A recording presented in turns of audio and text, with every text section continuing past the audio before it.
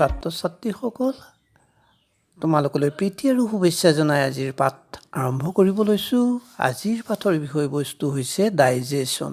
মই তোমালোকক পাচন প্ৰক্ৰিয়া সম্পৰ্কে ক'বলৈ লৈছোঁ। যদিও এইটো 10ম শ্ৰেণীৰ পাঠ, তথাপি পুনৰ মই তোমালোকক এই পাঠটোৰ যোগেদি 7ম শ্ৰেণীৰ কথাবোৰ মনত পেলাই দিব বিচাৰিছোঁ, যিবোৰ তোমালোকে ইতিমধ্যে পাই আহিছা। আৰু 10ম শ্ৰেণীত থকা তোমালোকৰ পাঠত থকা সকলো কথা তোমালোকক বুজাই দিবলৈ যত্ন কৰিছোঁ।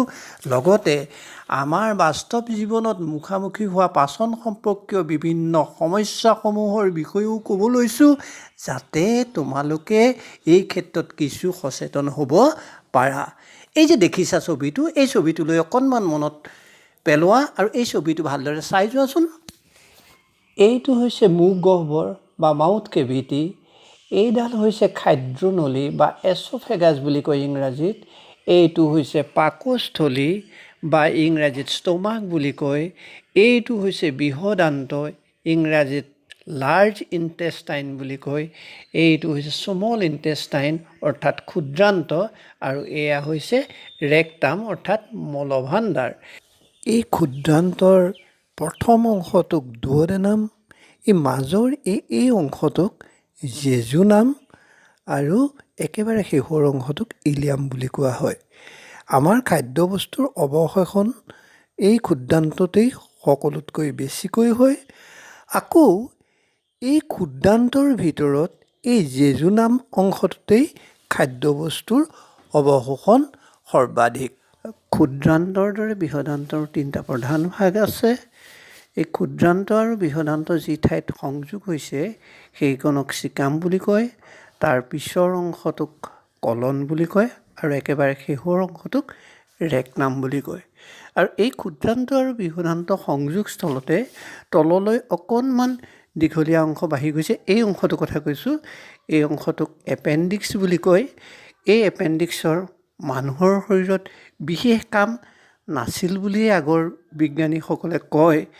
ই একচুৱেলি এক প্ৰকাৰৰ ভেষ্টিজিয়েল অৰ্গেন অৰ্থাৎ লুপ্তপ্ৰায় অংগ বুলি পৰিচিত আছিল।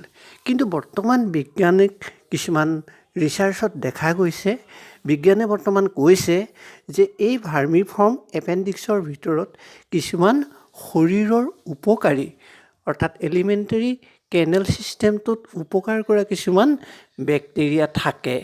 এই উপকাৰী বেক্টেৰিয়াৰ ষ্ট'ৰেজ হিচাপে কাম কৰে। কিন্তু এই এপেণ্ডিক্স পাৰ্টটোত যেতিয়া কিবা অসুখ হয় বা কিবা কাৰণত ই ডাঙৰ হৈ যায়, তেতিয়া ইয়াক ডাক্তৰে অপাৰেশ্যন কৰি সম্পূৰ্ণ কাটি উঠাই দিয়ে। উঠাই দিয়াৰ পিছতো মানুহজনৰ বিশেষ সমস্যা হোৱা দেখা নাযায়। শহাপহু বা তেনেজাতীয় প্ৰাণীৰ কাৰণে এই এপেণ্ডিক্স অংগটো বৰ অপৰিহাৰ্য অংগ। এতিয়া আমি এই পাচন প্ৰক্ৰিয়া সম্পৰ্কে অৰ্থাৎ ডাইজেশ্যন সম্পৰ্কে আমি অকণমান চাওঁ, ডাইজেশ্যননো কেনেদৰে হয়। ডাইজেশ্যনত প্ৰথমতে কি হয়, আমি খোৱা আহাৰখিনি দাঁতেৰে চবাই সৰু সৰু কিছুমান টুকুৰালৈ পৰিণত কৰোঁ। সৰু সৰু টুকুৰালৈ পৰিণত কৰা এই আহাৰখিনি লালতী গ্ৰন্থিৰ পৰা অহা লালতী জিভাত থাকে, আৰু এই জিভাত থকা লালতীৰ লগত মিহলি হৈ এটা লাডুৰ দৰে অংশলৈ পৰিণত হয়, আৰু জিভাৰে লাহেকৈ তাক পিছফাললৈ ঠেলি দিয়ে। আৰু ঠেলি দিয়াৰ লগে লগে এই অংশটো যে এইটো ইপিগ্লটিছ বুলি কয়, ইপিগ্লটিছ, আৰু এই ইপিগ্লটিছ নামৰ অংশটোৱে খাদ্যনলীত আহাৰ সোমোৱাত সহায় কৰে, অৰ্থাৎ ই শ্বাসনলীডাল ঢাকি ধৰে, যাতে আমি খোৱা আহাৰ কোনো কাৰণতে শ্বাসনলীত সোমাব নোৱাৰে। সেইকাৰণে আমি আহাৰ খাওঁতে সদায় সাৱধান হ'ব লাগে। আহাৰ খাওঁতে বৰ খৰধৰকৈ আমি আহাৰ খাব নালাগে। আহাৰ খাওঁতে আমি বেছিকৈ কথা পাতি থাকিব নালাগে। তেনে কৰিলে কেতিয়াবা আমাৰ আহাৰ খাদ্য শ্বাসনলীত সোমাব পাৰে, যাৰ ফলত আমি কাহ আহে, যাৰ ফলত আমি চৰচৰনি খাওঁ। এই যে লাডুটো দেখিছা, এই লাডুটো যদি গোটেইটো কিবা স্বৰূপত আমি খোৱাৰ ভুল হোৱাৰ কাৰণে শ্বাসনলীত সোমাই যায়, শ্বাসনলীত সোমাই গ'লে আমাৰ উশাহ চুশাহ বন্ধ হৈ আমাৰ মৃত্যু পৰ্যন্ত হ'ব পাৰে। সেইকাৰণে আমি আহাৰ গ্ৰহণ কৰোঁতে খুব সাৱধানে বা নিয়মিতভাৱে আহাৰ গ্ৰহণ কৰিব লাগে।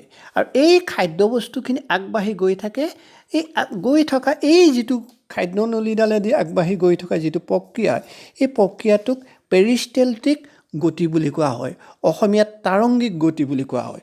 এটা কথা সদায় মনত ৰাখিবা, এই তাৰংগিক গতিয়েই হওক বা খাদ্য বস্তুখিনি দাঁতেৰে চোবাই সৰু সৰু অৱস্থালৈ পৰিণত কৰা ক্ৰিয়াই হওক, এই সকলোবিলাক হৈছে ডাইজেশ্যনৰ অৰ্থাৎ পাচন প্ৰক্ৰিয়াৰ এটা ভৌতিক প্ৰক্ৰিয়া, ভৌতিক কাৰ্য। তাৰ বাদে এমাইলেজ নামৰ এনজাইম লালটিত থাকে। সেই লালটিত থকা এমাইলেজ এনজাইমে খাদ্যবস্তুত থকা কাৰ্বহাইড্ৰেটখিনিক সৰলীকৃত কাৰ্বহাইড্ৰেটলৈ পৰিণত হোৱাত সহায় কৰে। এই যে জটিল কাৰ্বহাইড্ৰেটটোত সৰল কাৰ্বহাইড্ৰেট বা জটিল আহাৰক সৰল আহাৰলৈ পৰিণত হোৱা ক্ৰিয়া, এই ক্ৰিয়াটো হৈছে ৰাসায়নিক প্ৰক্ৰিয়া। আৰু এইদৰে আহাৰখিনি গৈ আমাৰ পাকস্থলী অৰ্থাৎ ষ্টমাকত সোমাইগৈ। পাকস্থলী পাচন নলীৰ এটা ডাঙৰ অংশ। খাদ্যবস্তু পাকস্থলীত প্ৰৱেশ কৰাৰ লগে লগে ইয়াৰ প্ৰসাৰণ ঘটে।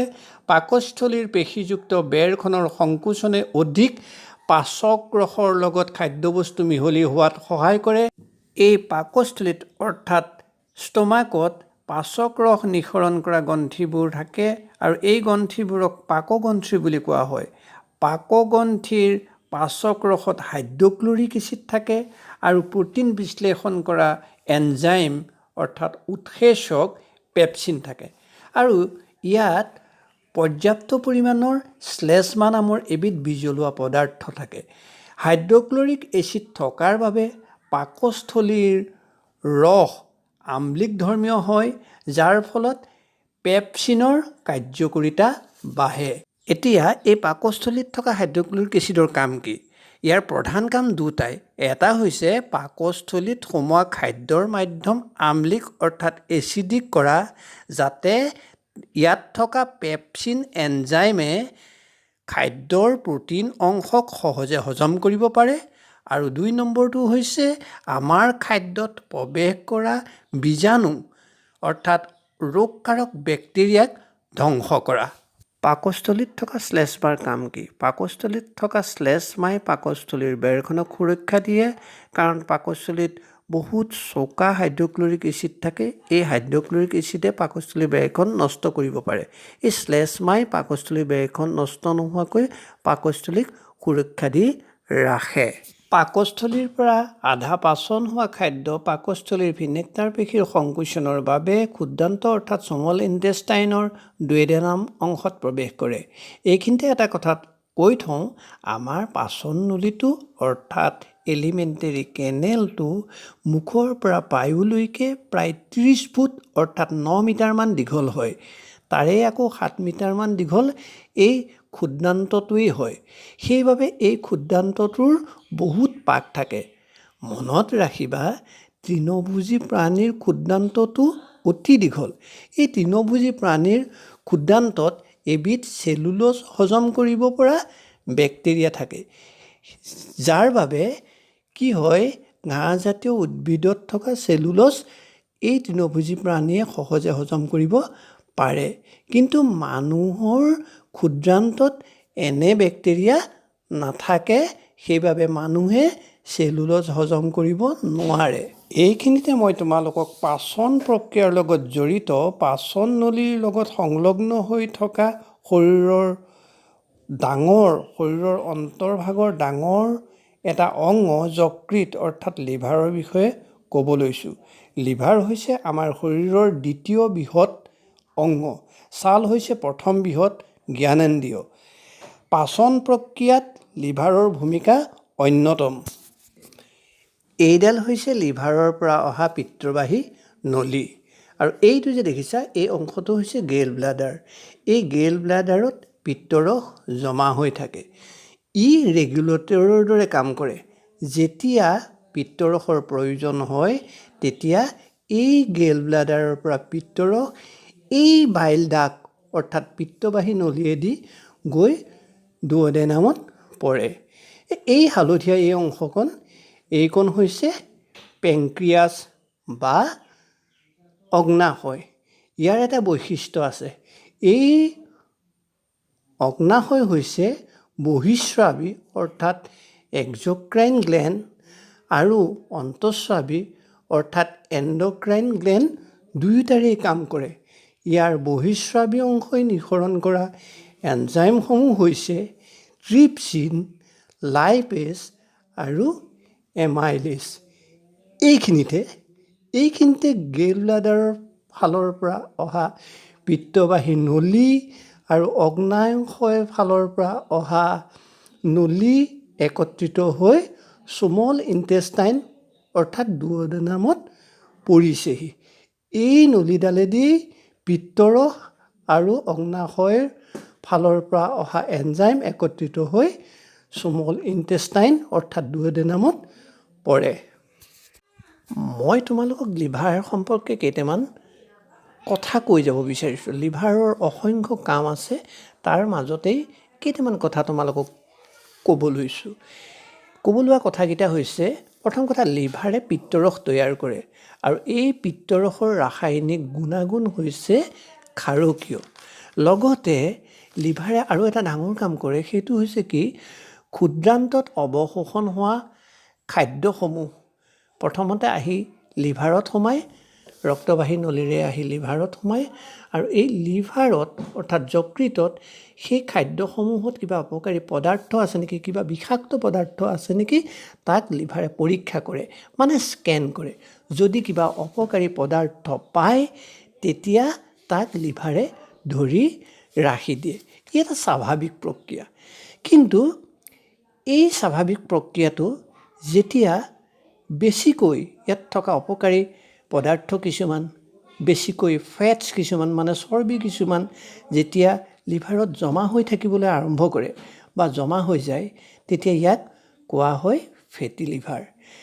ফেটি লিভাৰটো প্ৰথম অৱস্থাত এটা বেমাৰ নহয়, ই আমি যে খোৱা আহাৰ স্বাস্থ্যসংগত হোৱা নাই তাৰ এটা ইংগিত। ই অন্য কিছুমান বেমাৰৰ আগজাননী। এইখিনিতে এটা কথা কৈছোঁ, যদি কোনো মানুহে বেছিকৈ মদ, ড্ৰাগছ বা তেনেজাতীয় বেয়া বস্তু খায়, তেতিয়া তেওঁ ফেটি লিভাৰ হোৱাটো এটা স্বাভাৱিক কথা। আকৌ কোনো মানুহে যদি ডাক্তৰৰ পৰামৰ্শ নোলোৱাকৈ যধে মধে যিকোনো ঔষধ সঘনাই ব্যৱহাৰ কৰি থাকে, সেই সঘনাই ঔষধ খাই থাকিলেও ফেটি লিভাৰ হোৱাটো এটা স্বাভাৱিক কথা। সেইকাৰণে আমি ডাক্তৰৰ পৰামৰ্শ নোলোৱাকৈ যধে মধে যিকোনো ঔষধ সেৱন কৰিব বা খাব নালাগে। সাধাৰণভাৱে হোৱা ফেটি লিভাৰ বিপদজনক নহয়, কিন্তু ড্ৰাগছ, মদ, ভাং বা তেনেজাতীয় আসুৰিক বস্তু বুলি কৈছোঁ, সেই বস্তুবোৰ খোৱাৰ কাৰণে যদি ফেটি লিভাৰ হয়, সেইটো কিন্তু বিপদজনক। এনে ক্ষেত্ৰত অভিজ্ঞ ডাক্তৰৰ পৰামৰ্শ লৈ চিকিৎসা কৰাটো অত্যন্ত প্ৰয়োজন, নহ'লে লিভাৰৰ অপৰিৱৰ্তনীয় ক্ষতি হ'ব পাৰে। এই কথাটো তোমালোকে মনত ৰাখিবা। পাকস্থলীৰ পৰা দুঅডেনামত সোমোৱা অৰ্ধপাচিত খাদ্যদ্ৰব্য যকৃতৰ পৰা অহা পিত্তৰসৰ লগত মিহলি হয়। আমি জানো যে এচিডে ক্ষাৰ প্ৰশমিত কৰে। পাকস্থলীৰ আম্লিক খাদ্যদ্ৰব্য ক্ষাৰকীয় পিত্তৰসৰ লগত মিহলি হোৱাৰ লগে লগে এচিড প্ৰশমিত হয় আৰু লৱণ উৎপন্ন হয়। এই পিত্তলৱণে জটিল চৰ্বি অৰ্থাৎ ফেটছবোৰক সৰল চৰ্বিলৈ পৰিৱৰ্তিত কৰে আৰু এই সৰল চৰ্বিবোৰকহে অগ্নাশয়ৰ পৰা ওলোৱা এনজাইম লাইপেজে সৰল অৱস্থালৈ পৰিৱৰ্তিত কৰিব পাৰে, অৰ্থাৎ ফেটি এচিড আৰু গ্লিচাৰললৈ পৰিৱৰ্তন কৰিব পাৰে। অগ্নাশয়ৰ এনজাইম ট্ৰিপচিনে অৰ্ধপাচিত খাদ্যদ্ৰব্যত মিহলি হৈ থকা প্ৰটিনসমূহক ভাঙি এমিনো এচিডলৈ আৰু এমাইলেজে অৰ্ধপাচিত খাদ্যদ্ৰব্যত বাকী থাকি যোৱা কাৰ্বহাইড্ৰেটখিনিক গ্লুকোজলৈ ভাঙে। ইয়াৰোপৰি ক্ষুদ্ৰান্তই আন্ত্ৰিক ৰস অৰ্থাৎ ইণ্টেষ্টাইনেল জুইচ নিঃসৰণ কৰে। ইয়াৰ দ্বাৰা ইয়াত থকা এনজাইমে বাকী ৰৈ যোৱা প্ৰটিনখিনিক সৰল এমিনো এচিডলৈ, শৰ্কৰা গ্লুকোজলৈ বা চৰ্বিক ফেটি এচিড আৰু গ্লিচাৰললৈ ৰূপান্তৰিত কৰে। এই সৰল খাদ্যদ্ৰব্যসমূহে অন্তত অৱশোষণ হয়। এতিয়া অৱশোষণ কেনেদৰে হয় তাৰ বিষয়ে অকণমান চাওঁ আহা। এতিয়া ক্ষুদ্ৰান্তৰ ভিতৰৰ বেৰখনত এনেকুৱা কিছুমান আঙুলিৰ দৰে বাঢ়ি অহা অংশ দেখিবলৈ পোৱা যায়। এই অংশবিলাকক ভিলাই বুলি কোৱা হয়। ভিলাইটো হৈছে প্লুৰেল আৰু ভিলাছটো হৈছে ছিংগুলাৰ। এতিয়া এই ভিলাইবোৰৰ গাত অসংখ্য তেজৰ কৈশিক নলিকা অৰ্থাৎ ব্লাড কেপিলাৰিজ থাকে। যেতিয়া হজম হোৱা খাদ্যদ্ৰব্যবোৰ এই ভিলাইবোৰৰ মাজে মাজে চলি গৈ থাকে তেতিয়া তেজে হজম হোৱা খাদ্যদ্ৰব্য শোষণ কৰি লয়। এই ভিলাই কাম কি বুলি যদি সোধা যায় তেতিয়া আমি ক'ব লাগিব ভিলায়ে ক্ষুদ্ৰান্তৰ ভিতৰৰ ভাগৰ পৃষ্ঠকালি অৰ্থাৎ ছাৰ্ফেচ এৰিয়া বঢ়ায়, যাৰ বাবে হজম হোৱা খাদ্যদ্ৰব্যবোৰ ইয়াৰ ওপৰেৰে বহু দূৰ পাৰ হৈ যাবলৈ সুবিধা পায়। ফলস্বৰূপে অৱশোষণ কাৰ্যটো ভালদৰে হ'ব পাৰে। 2 নম্বৰতে ভিলাইৰ গাত অসংখ্য ৰক্তবাহী নলিকা থাকে আৰু এই ৰক্তবাহী নলিকাবোৰৰ সহায়ত হজম হোৱা খাদ্যদ্ৰব্য শোষণ কৰি লয়। এতিয়া অৱশোষিত খাদ্যদ্ৰব্যসমূহ ৰক্তবাহী নলীয়েদি লিভাৰলৈ লৈ যায়। এই যে দেখিছা এইবিলাক হৈছে প্লেটৰ দৰে, এইবিলাক ব্লাড প্লেটিলেট বুলি কয়। প্লেটৰ দৰে আকৃতিৰ কাৰণে ইয়াক প্লেটিলেট বুলি কোৱা হৈছে। আৰু এই যে বগা বগা এইবিলাক দেখিছা এইবিলাক হৈছে খাদ্যদ্ৰব্য। এইবিলাক ৰক্তবাহী নলিকাইদি এইবিলাক লিভাৰলৈ লৈ গৈছে। মই যে আগতে কৈ আহিছোঁ এতিয়া এই খাদ্যদ্ৰব্যখিনিক লিভাৰে পুনৰ পৰীক্ষণ কৰিব বা অৰ্থাৎ স্কেন কৰিব। এই খাদ্যদ্ৰব্যত কিবা শৰীৰৰ অপকাৰী পদাৰ্থ আছে নেকি? যদি আছে তাক আকৌ লিভাৰে ধৰি লিভাৰতেই ৰাখি দিব। অৱশোষণ হোৱাৰ পিছত যিখিনি দ্ৰব্য ৰৈ গ'ল সেই দ্ৰব্যখিনি বৃহদান্তত প্ৰৱেশ কৰে। বৃহদান্তৰ চিকাম অংশত প্ৰৱেশ কৰে। তাৰপিছত ই অলপ আগবাঢ়ি কলনত সোমায়। কলনত সোমোৱাৰ লগে লগে কলনত তাত থকা পানীভাগ, অতিৰিক্ত পানীভাগ বা তাত থকা পানীভাগ কলনে এবজৰ্ব কৰে অৰ্থাৎ অৱশোষণ কৰে। তাৰপিছত এই কলনতেই ভিটামিনছৰ উৎপন্ন হয়। তাৰপিছত এই কলনত আকৌ কি উৎপন্ন হয়? মিউকাছৰ উৎপন্ন হয়। মিউকাছ মানে কিছুমান বিজলুৱা পদাৰ্থ। এই বিজলুৱা পদাৰ্থ এই বৃহদান্তৰ ভিতৰৰ তৰপত থাকে আৰু এই বস্তুবিলাকৰ উৎপন্ন কি হয়?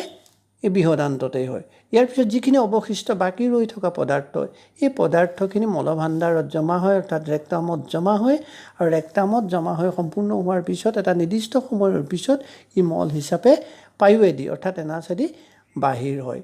এইদৰেই পাচন প্ৰক্ৰিয়াটো অৰ্থাৎ ডাইজেশ্যন প্ৰক্ৰিয়াটো চলি থাকে।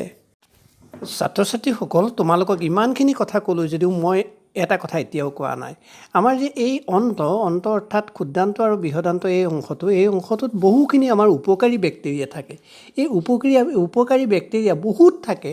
আমি দৈৰ পৰা পাওঁ লেক্ট'বেচিলাছ, এই লেক্ট'বেচিলাছ বা তেনেজাতীয় বহুখিনি বেক্টেৰিয়া, ইকলি তেনেকুৱা বেক্টেৰিয়া এই আমাৰ এই অন্ত অংশটোত থাকে। আৰু এই উপকাৰী বেক্টেৰিয়াবিলাক হৈছে কিছুমান সহজীৱী বেক্টেৰিয়া, ইংৰাজীত চিম্বায়'ষ্টিক বেক্টেৰিয়া বুলি কোৱা হয়। ইহঁতে মানুহৰ লগত একেলগে বাস কৰে। কাৰণ এই বেক্টেৰিয়াবিলাকে মানুহৰ খাদ্যৰ পৰাই সিহঁতে নিজে নিজৰ আহাৰ বিচাৰি লয় আৰু সেই আহাৰ বিচাৰি লওঁতে খাদ্যদ্ৰব্যবিলাক অলপ সৰল অৱস্থালৈ পৰিণত হয় আৰু ফলত ডাইজেশ্যন কৰিবলৈ অৰ্থাৎ হজম কৰিবলৈ আমাৰ শৰীৰটোৱে সুবিধা পায়। সেইকাৰণে এইবিলাক আমাৰ কিছুমান চিম্বায়টিক বেক্টেৰিয়া, এইবিলাক আমাৰ কিছুমান উপকাৰী বেক্টেৰিয়া। এই উপকাৰী বেক্টেৰিয়াবিলাকৰ অবিহনে আমাৰ খাদ্যদ্ৰব্যখিনি হজম কৰাটো সম্ভৱ নহয়। সেইকাৰণে এই আমাৰ বেক্টেৰিয়াখিনি আমাৰ কাৰণে এই উপকাৰী বেক্টেৰিয়াখিনি আমাৰ কাৰণে অত্যন্ত প্ৰয়োজনীয়। এই বেক্টেৰিয়াবোৰে ভিটামিনছ B12 আৰু K ভিটামিন উৎপন্ন কৰে, অপকাৰী বেক্টেৰিয়াৰ গ্ৰ'থ নিয়ন্ত্ৰণ কৰে। তাৰোপৰি খাদ্যদ্ৰব্যবোৰ কিছুমান সৰল যৌগলৈ পৰিণত হোৱাত সহায় কৰে যাতে হজম সহজে হ'ব পাৰে। তাৰোপৰি ইহঁতে কিছুমান এনজাইম উৎপন্ন কৰে আৰু উৎপন্ন কৰা এনজাইমবোৰে আমাৰ খাদ্যদ্ৰব্য হজম হোৱাত বহুখিনি সহায় কৰে। ছাৰ, মোৰ এটা প্ৰশ্ন আছে। প্ৰকৃততে পাচন প্ৰক্ৰিয়াটো ৰাসায়নিক প্ৰক্ৰিয়া নে ভৌতিক প্ৰক্ৰিয়া? মৌচুমীয়ে এটা বৰ সুন্দৰ প্ৰশ্ন কৰিছে। প্ৰকৃততে পাচন প্ৰক্ৰিয়াটো এই যে দাঁতেৰে চোবাই দিয়া যিবোৰ কাৰ্য বা খাদ্যনলীয়েদি খাদ্যবস্তুবিলাক আগবাঢ়ি যোৱা যিটো প্ৰক্ৰিয়া, এইবিলাক হৈছে ভৌতিক প্ৰক্ৰিয়া। আকৌ খাদ্যবস্তুৰ লগত এনজাইমৰ ৰাসায়নিক বিক্ৰিয়া ঘটি জটিল খাদ্যদ্ৰব্যবিলাক সৰল খাদ্য দ্ৰব্যলৈ পৰিণত হোৱা যিটো কাৰ্য সেইটো হৈছে ৰাসায়নিক প্ৰক্ৰিয়া। গতিকে পাচন প্ৰক্ৰিয়াক ভৌতিক বা ৰাসায়নিক কোনো এটা প্ৰক্ৰিয়া হিচাপে আমি ক'ব নোৱাৰোঁ। আমি ইয়াক ক'ব লাগিব ভৌত ৰাসায়নিক প্ৰক্ৰিয়া বুলি, ফিজিকো কেমিকেল প্ৰচেছ বুলি ইয়াক ক'ব লাগিব। আজিকালি মানুহতো গেছটো কমন প্ৰব্লেম হৈ পৰিছে। এতিয়া গেছটোনো কেলেই হয় ছাত্ৰ ছাত্ৰীসকলে অলপ বুজাই দিয়কচোন। ৰূপৰেখা বাইদেৱে এটা বৰ সময় উপযোগী বৰ সুন্দৰ প্ৰশ্ন কৰিছে। গেছ কিয় হয়? প্ৰকৃততে গেছ হোৱাৰ কাৰণ পেটত হোৱা বিভিন্ন বেমাৰৰ আগজাননী হ'ব পাৰে বা কিছুমান বেমাৰ হ'ব পাৰে। সাধাৰণতে আমি খোৱা আহাৰত বা পানীত বহু পৰিমাণৰ বায়ু মিহলি হৈ থাকে। এই বায়ু আহাৰৰ লগত আমাৰ পেটত সোমায় আৰু এই বায়ু আমি উগাৰ মাৰি বাহিৰ কৰি দিওঁ বা বায়ুৱেদি গেছ হিচাপে বাহিৰ কৰি দিওঁ। ই এটা স্বাভাৱিক প্ৰক্ৰিয়া। কিন্তু কেতিয়াবা আমি খোৱা আহাৰত যিবোৰ খাদ্য উপাদান থাকে সেই উপাদানবোৰ হজম কৰিবলৈ পেটত সেই নিৰ্দিষ্ট এনজাইমৰ অভাৱ ঘটে আৰু সেই এনজাইমৰ অভাৱ ঘটাৰ ফলত পেটত থকা বেক্টেৰিয়াৰ লগত ক্ৰিয়া কৰি আমাৰ আহাৰৰ কিছু অংশ গেছ অৰ্থাৎ গেছিয়াছ ফৰ্মলৈ গুচি যায় আৰু পেটত গেছ উৎপন্ন কৰে। ফলত বদহজম হয় আৰু পেট ফুলে, পেট বিষায় বা বমি বমি ভাৱ হয়। উদাহৰণস্বৰূপে কিছুমান মানুহৰ পেটত গাখীৰ হজম ভালদৰে নহয়। গাখীৰ হজম কৰিবলৈ গাখীৰত লেক্টোজ থাকে। লেক্টোজক হজম কৰিবলৈ লেক্টেজ নামৰ এনজাইমৰ প্ৰয়োজন। এই লেক্টেজ হৰম'ন কম থকাৰ বাবে গাখীৰ খোৱাৰ পিছত তেওঁলোকে গাখীৰ হজম নহয়। গাখীৰখিনিয়ে বেক্টেৰিয়াৰ লগত ক্ৰিয়া কৰি গেছ উৎপন্ন কৰে। সেইকাৰণে বেলেগ বেলেগ মানুহৰ গেছ হোৱাৰ কাৰণ বেলেগ বেলেগ হ'ব পাৰে, বেলেগ বেলেগ আহাৰ হ'ব পাৰে। তেওঁলোকৰ কি আহাৰ খালে গেছ হয় সেই আহাৰটোৰ ক্ষেত্ৰত তেওঁলোক নিজে নিজে সচেতন হ'ব লাগে। তাৰোপৰি সময়মতে আহাৰ খোৱাটো অত্যন্ত প্ৰয়োজন।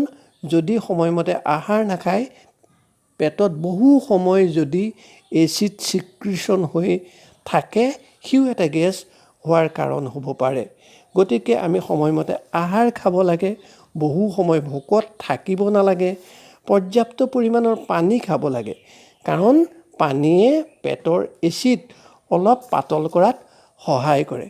তাৰোপৰি এটা ক্ষেত্ৰত কিন্তু অত্যন্ত সাৱধান হোৱা প্ৰয়োজন কাৰণ আমি ডাক্তৰৰ পৰামৰ্শ নোলোৱাকৈ কেতিয়াও গেছৰ টেবলেট খাব নালাগে।